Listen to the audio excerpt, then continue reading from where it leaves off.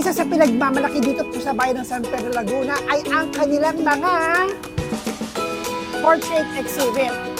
At ating kakapanayamin ang presidente ng Susi at Tagnos Art Society here in San Pedro Laguna.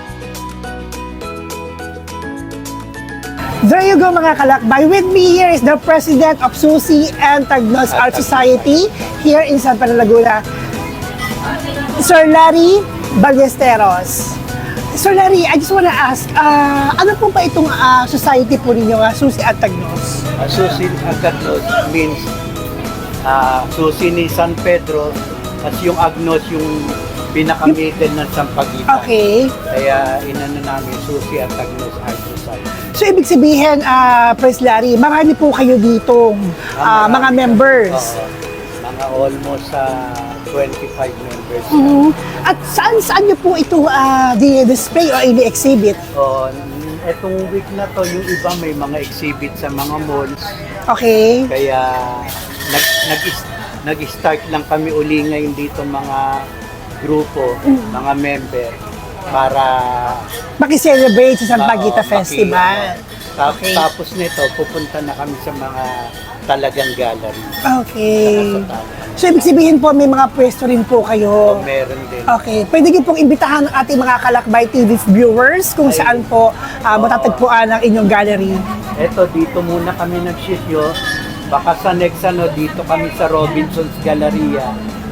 Tapos hanggang mapunta kami sa Alabang Town Center para mag-exhibit itong samahan ng Susi at Tagnos Art Society. For how many years na po ito, Sir Larry? Meron ng mga 7 years.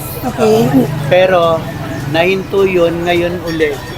Binuo ko ulit na And what did you inspire po?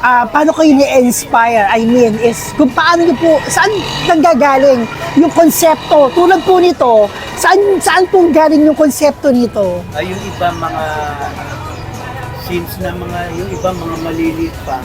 Mga naging student ko. Opo. Yung iba naman mga artist na beginner. Okay.